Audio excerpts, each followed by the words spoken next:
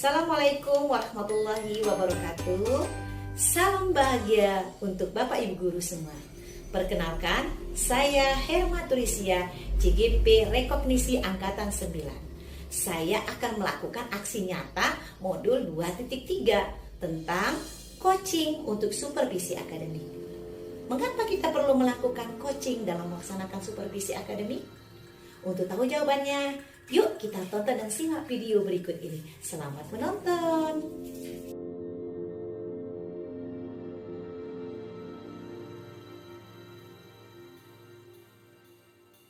Assalamualaikum warahmatullahi wabarakatuh. Waalaikumsalam warahmatullahi wabarakatuh. Apa kabarnya Bu Wati? Alhamdulillah Bu, baik. Sehat-sehat saja Bu Wati ya? Alhamdulillah. Ya. Bu Wati tadi atau sebelumnya pernah berencana mau jumpa dengan Ibu ya? Iya Bu. Iya. Sekarang kita sudah ada dalam ruangan, mungkin bisa ngobrol lebih santai Bu Wati ya. Bisa nyampaikan apa yang menjadi pemikiran ataupun ada yang akan kita bincangkan secara bersama. Bu Wati, kira-kira dari perjumpaan kita ini ada yang ingin Ibu sampaikan Bu? Ada Bu. Mungkin dalam minggu ini atau minggu depan saya mau di supervisi. Hari ini saya bertanya bagaimana saya cara menyampaikan materi tersebut kepada anak dan bagaimana caranya dengan menggunakan metode apa yang ingin saya sampaikan kepada siswa saya.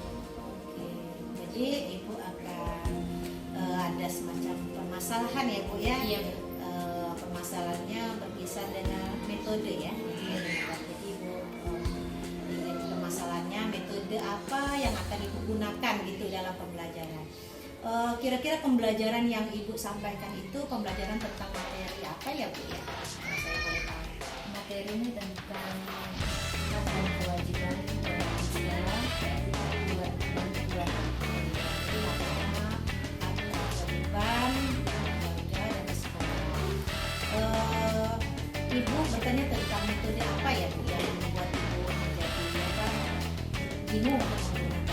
Menurut Ibu sendiri dari materi hak dan kewajiban manusia Ibu akan menggunakan metode apa Bu?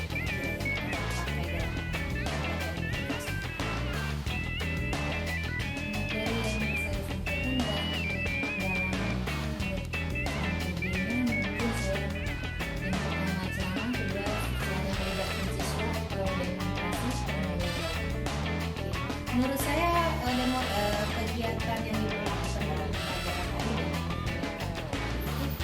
sangat bagus Bu. Ya.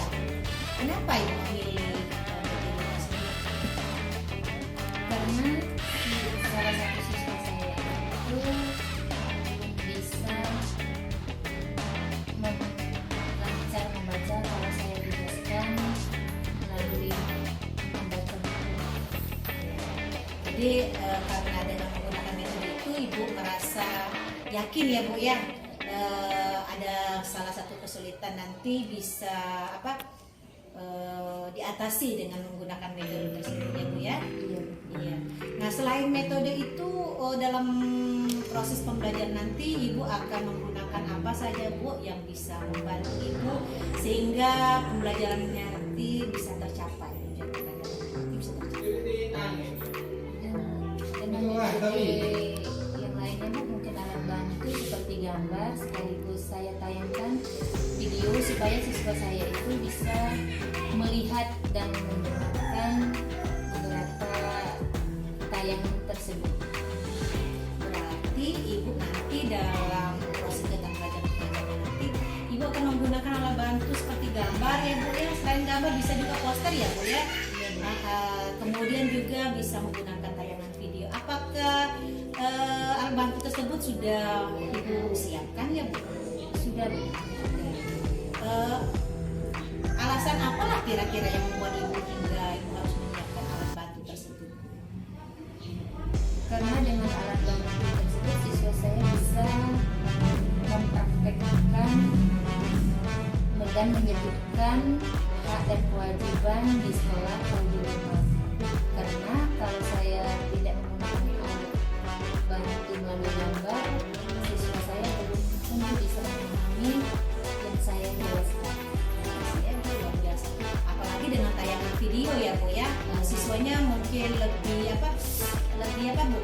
melihat ada tayangan video, siswanya akan begitu semangat mungkin ya Bu ya dengan menonton. Berarti Ibu akan menayangkan video tentang hak dan kewajiban. Ibu yakin ya Bu dengan menggunakan tersebut alat bantu tersebut anak-anak bisa memahami pembelajaran tersebut? Insya Allah Bu, saya yakin. Karena dengan menggunakan alat bantu tersebut, Ibu yakin maka nanti dalam pembelajaran nanti Ibu akan menyiapkannya dan itu akan Ibu lakukan dalam proses kegiatan pembelajaran Ibu ya. Tadi Ibu mengatakan ada kesulitan yang belum begitu lancar dalam memahami mengerjakan tugasnya. Kira-kira apa yang menyebabkan anak tadi belum memahami dalam mengerjakan tugasnya? Karena dia belum bisa membaca dan membaca. Dan itu saya bimbing secara individu siswa saya dengan cara menunjukkan bagaimana hak di rumah dan hak di sekolah dan beserta kewajiban. Berarti nanti ya apakah ada sebagian atau secara keseluruhan anak yang belum bisa membaca Ada sebagian berarti dalam hal ini Ibu juga akan melakukan langkah membimbing ya Bu ya? dia Membimbing anak tadi secara individu, terutama anak yang belum lancar dalam membaca. Menurut Ibu ya, dari langkah ataupun rencana yang sudah Ibu kerjakan ini dalam pelaksanaan kegiatan pembelajaran ini, apakah Ibu yakin ini bisa tercapai tujuan pembelajaran? Insya Allah saya karena saya mendemonstrasikan atau memperkenalkan siswa saya secara individu bagi siswa saya yang Bagus sekali ya Bu ya. Mudah-mudahan apa yang Ibu sampaikan nanti, apa yang Ibu kerjakan nanti bisa tercapai tujuan pembelajarannya ya Bu ya. Adakah lagi Bu yang bisa Ibu sampaikan ataupun yang akan Ibu bahas pada kesempatan ini? saya dengan pertemuan itu bisa menambahkan beberapa ide dengan mendemonstrasikan siswa saya sangat terbantu dalam saya menyampaikan tersebut.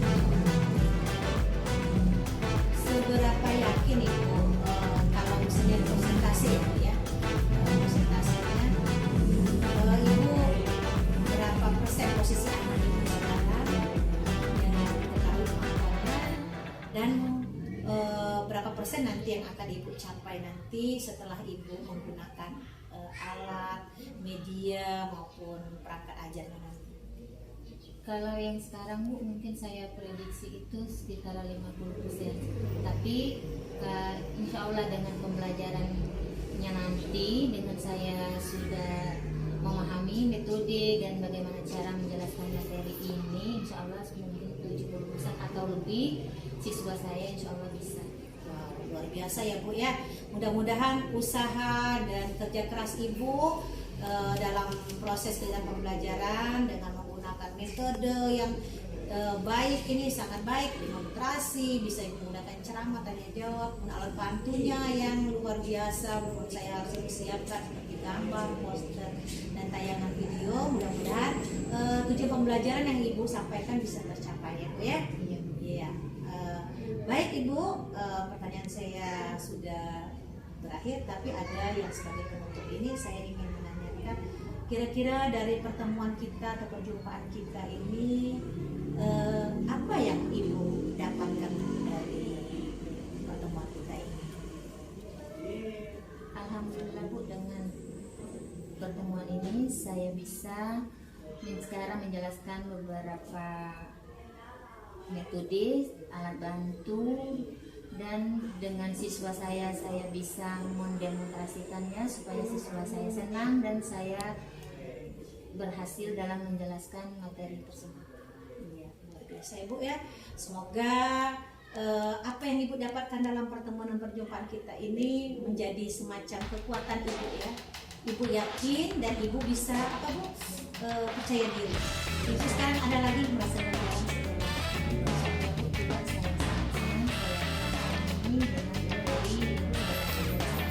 baik Bu. Saya pikir pertemuan kita kali ini sudah cukup ya Bu ya. Mudah-mudahan Ibu bisa menyampaikan tugas Ibu dengan baik dan Ibu menjadi berhasil. Selamat dan sukses ya Bu ya. Iya. Kita lanjut lagi nanti.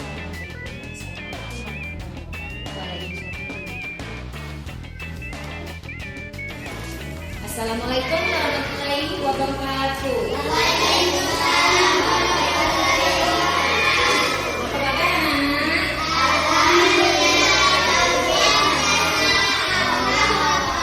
Alhamdulillah kita diberi kesehatan hari ini dan seterusnya.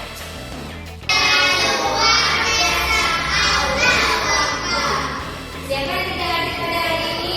Siapa yang tidak hadir? Sakit. Jadi ada keterangannya sakit. Sebelum kita memulai pelajaran, kita berdoa terlebih dahulu.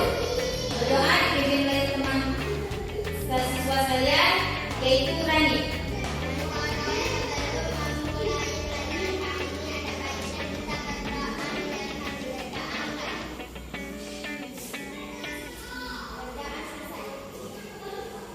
Sebelum kita memulai materi pada hari ini, masih ingatkah tepuk pelima kita?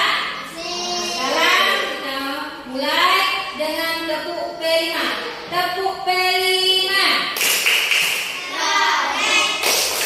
Pembuatan produk belajar Pancasila. Dan pada hari ini kita memulai dengan materi hak dan kewajiban. Tentunya kamu di rumah ada hak dan kewajiban. Sekarang di rumah, Tasya, kewajiban terlebih dahulu itu apa? Yang kamu lakukan setelah bangun tidur? Mencuci piring, bagus. Rani? Membereskan tempat tidur. Seterusnya, Elsa?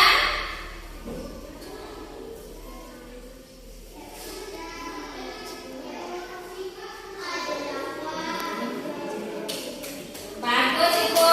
Jadi pada pagi hari ini Ibu mengajarkan yang mana hak dan kewajiban. Sekarang kita materinya tentang hak dan kewajiban.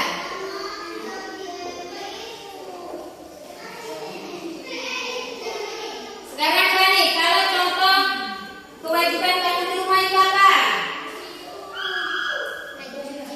Mencuci piring, bagus. Kalau Tasya?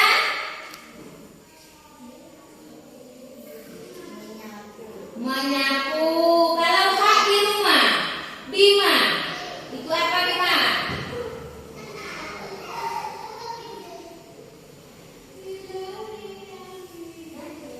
Bagus. Sekarang kalau di sekolah itu kewajiban kamu itu apa?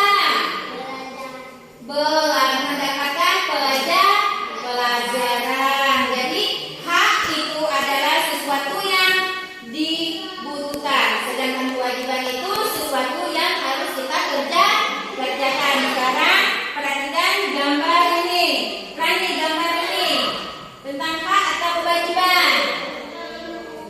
Putri, kewajiban. Kalau gambar selanjutnya, Bima, Tasya?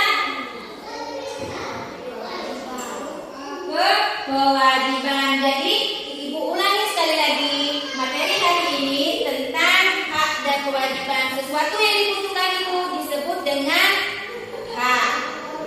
Sesuatu yang dikerjakan itu disebut dengan kewajiban. Sekarang perhatikan video yang kita tayangkan supaya kita tahu atau bisa memahami tentang yang mana hak dan yang mana kewajiban.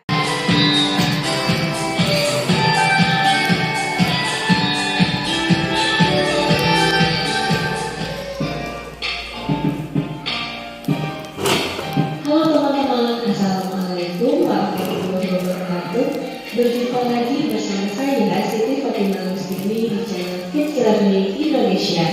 Di video kali ini kita akan belajar materi PPKN, yaitu mengenai hak dan kewajiban anak di rumah, di sekolah, dan di lingkungan masyarakat.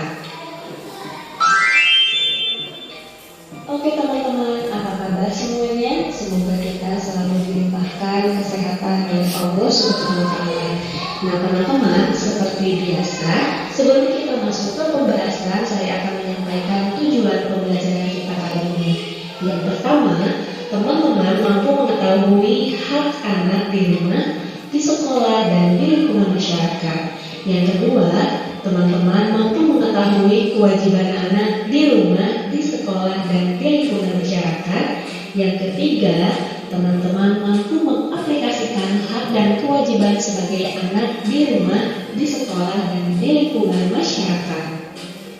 Bagi teman-teman yang baru bergabung di channel YouTube kami, silakan klik tombol subscribe dan jangan lupa aktifkan tombol loncengnya agar teman-teman dapat memperoleh informasi terupdate dari channel YouTube kami. Terima kasih.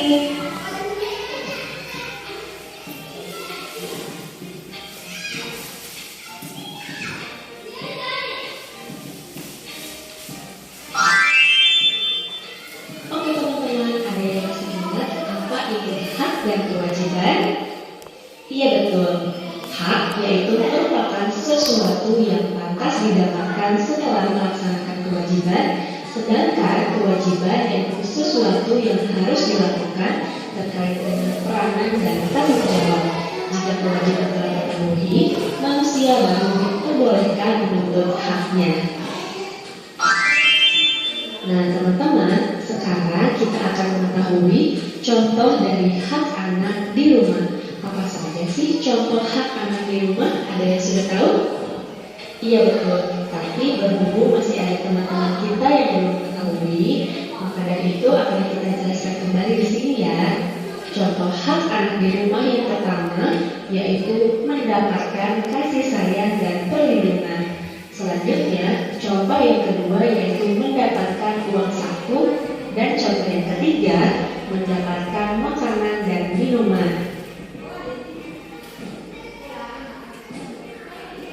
Selanjutnya adalah beberapa contoh kewajiban anak di rumah. Ada yang sudah tahu? Betul sekali. Contoh kewajiban anak di rumah yang pertama yaitu merapikan kamar. Selanjutnya, contoh yang kedua membantu orang tua, dan yang ketiga belajar dan mengerjakan pekerjaan rumah atau PR.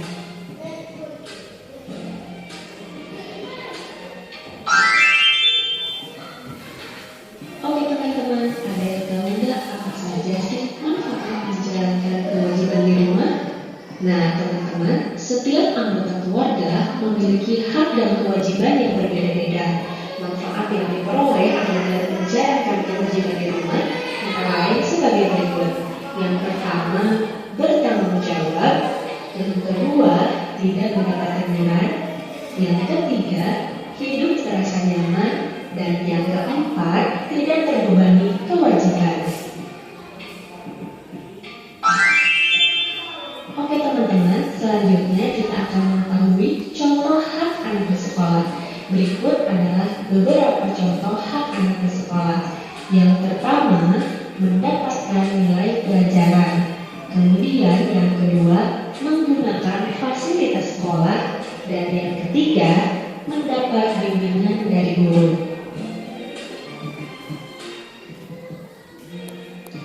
Nah teman-teman, selanjutnya adalah contoh kewajiban anak di sekolah. Yang pertama, belajar dengan tenang. Yang kedua, memakai seragam sekolah yang rapi. Dan yang ketiga, tertib mengikuti upacara bendera.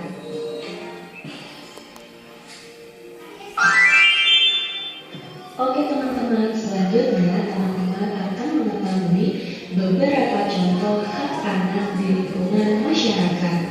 Nah, yang pertama yaitu mendapatkan keamanan. Selanjutnya, contoh yang kedua yaitu mendapatkan lingkungan yang bersih. Dan yang ketiga, berteman dengan tetangga.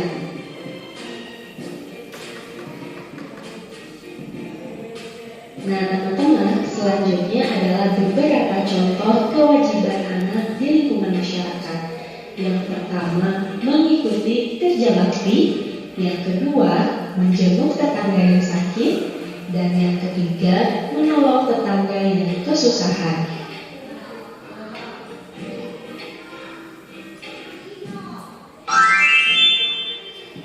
Nah, teman-teman, tadi teman-teman telah mengetahui beberapa contoh hak dan kewajiban anak di rumah, di sekolah, dan di lingkungan masyarakat. Selanjutnya, dapat kita simpulkan bahwa sebagai makhluk sosial, kita tidak akan bisa hidup sendiri dan pasti membutuhkan orang lain. Dan dalam prosesnya, kita akan mengenal yang namanya hak dan kewajiban sebagai bagian dari bentuk tanggung jawab kita. Nah, teman-teman, selain sangat penting untuk mengetahui apa saja kewajiban dan hak kita sebagai anak, untuk mendapatkan hak tersebut, kita juga harus melaksanakan semua kewajiban kita di rumah, di sekolah, dan di lingkungan dengan sebaik mungkin. Oke? Oke teman-teman, cukup sekian pembahasan materi dari saya. Mudah-mudahan bisa bermanfaat bagi semua. Yuk berbagi ilmu baru dengan cara kalian share video ini ke media sosial yang kalian inginkan ya, dan support channel kami. Sudah menonton sebuah video, jadi kita bisa anak-anak sekalian membeda yang mana kewajiban dan yang mana itu yang dinamakan dengan hak. Sekarang kamu tulis yang mana kewajiban, yang mana itu hak.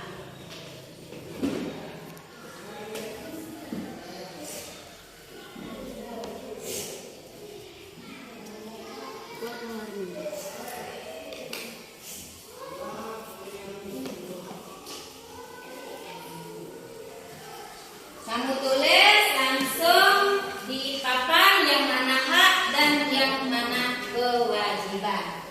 Langsung ditempel ke depan. Silakan, Tasha, ditempel yang mana hak dan yang mana kewajiban. Ditulis langsung ditempel.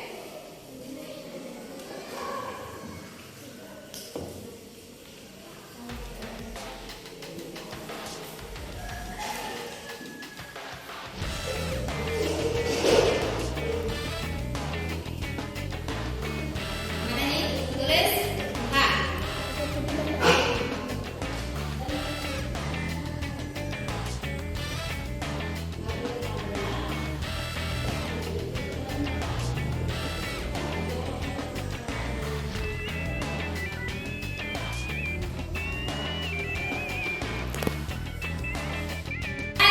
Mengerjakan yang mana hak dan yang mana kewajiban. Ini bagus. Nah, sudah rapi, sudah mengerti yang mana hak dan yang mana kewajiban.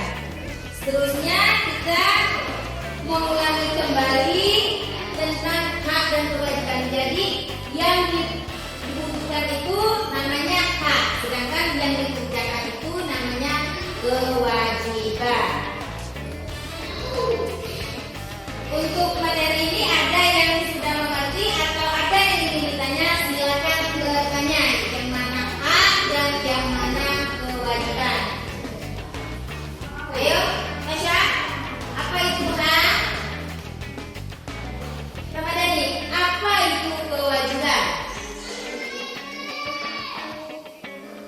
Oh bagus, itu kewajiban di rumah. Contohnya menyapu.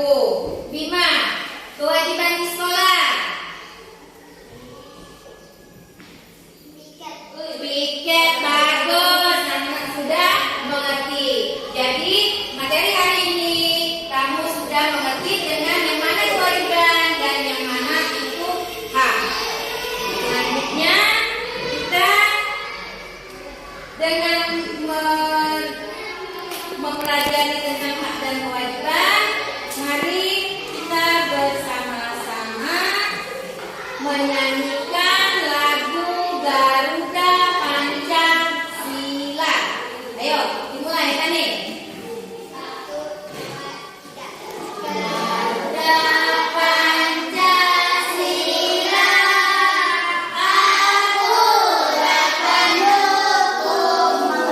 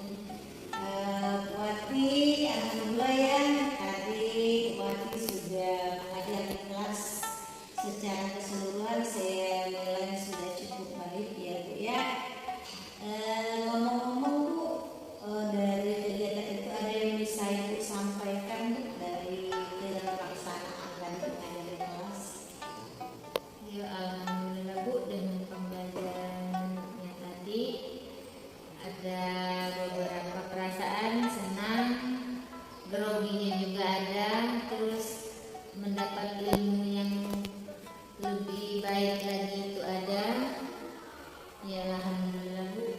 Iya, jadi mungkin awal masuknya tadi agak grogi ya Bu ya, karena baru kali ini mungkin Ibu diamati ya. Tapi setelah belajar proses pembelajaran langsung Ibu sudah mengalir begitu saja dengan ya. Iya. Jadi yang bisa kita bahas di sini mungkin adakah sesuatu Bu yang bisa Ibu sampaikan yang mungkin bisa berupa kendala Ibu atau sesuatu yang bisa jadi hambatan Ibu dalam mengajar tadi di kelas. Ya Bu, hambatannya siswa saya itu belum bisa menulis secara cepat. Karena itu kita mendemonstrasikan pelajarannya melibatkan siswa secara langsung. Jadi untuk menulis cepatnya dia agak lambat karena dalam membacanya juga belum lancar. Itu hambatan saya. Jadi Bu ya tadi anaknya Ibu merasa kewalahan ya ketika Ibu menginstruksikan perintah ke anak ya, karena anaknya tadi menulisnya mengalami agak lambat ya Bu ya. Kira-kira menurut Ibu yang anak menulis lambat tadi mungkin Ibu tahu apa kira-kira penyebabnya? Karena dia belum bisa membacanya dengan lancar Bu. Jadi dia untuk menulisnya dia agak lambat Bu. Tadi yang Ibu amati tadi apakah hanya sebagian Bu yang mengalami agak lambat dalam menulis tadi, karena menurut Ibu anak tersebut memang belum lancar membaca? Apakah hampir keseluruhan seperti itu? Sebagiannya Bu, karena itu ada siswanya juga agak cepat, terus disuruh berpadu agak cepat, ada juga siswa saya itu agak lambat. Jadi hanya sebagian siswa saya. Iya, ngomong-ngomong tadi Bu ya, tadi Ibu sudah menginstruksikan kepada siswanya dengan memerintahkan kepada siswa untuk mengerjakan tugas ya. Dari pekerjaan tugas yang Ibu berikan tadi, Ibu sudah mengamati apakah menurut Ibu anak-anak itu sudah cukup paham dengan materi yang Ibu jelaskan tadi Bu? Menurut saya itu sudah cukup Bu. Dari sebagian siswa saya itu sudah mengerti, apalagi dia dengan memperhatikan gambar gambar yang saya tunjukkan bahwa yang mana yang hak dan yang mana yang kewajiban.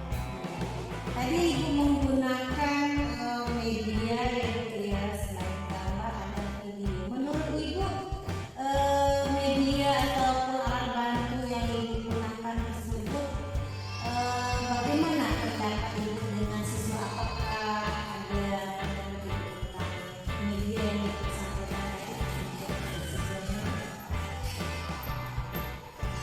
Iya Bu, saya rasa siswa saya senang dengan video itu. Dia bisa membedakan yang mana yang hak di rumah dan yang mana di sekolah, dan bisa memperhatikan kewajiban di sekolah dan kewajiban di rumah.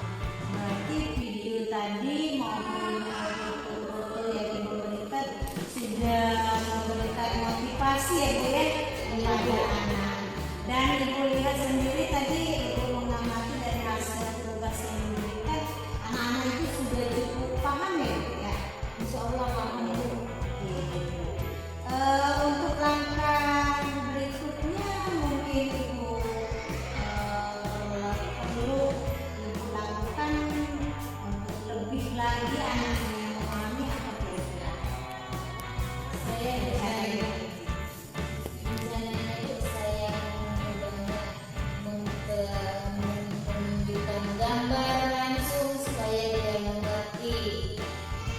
Dan sebagian usia saya itu belum sangat lancar membaca, saya melakukan gambaran secara langsung dari muka dan yang mana itu wajib.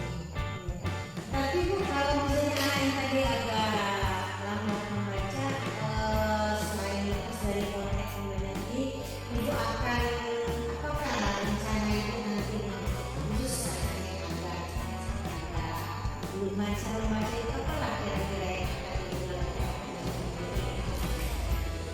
Mungkin saya kasih gambar dan saya kasih sebuah video Bu supaya dia memperhatikan di rumah atau bertanya kepada orang tuanya langsung.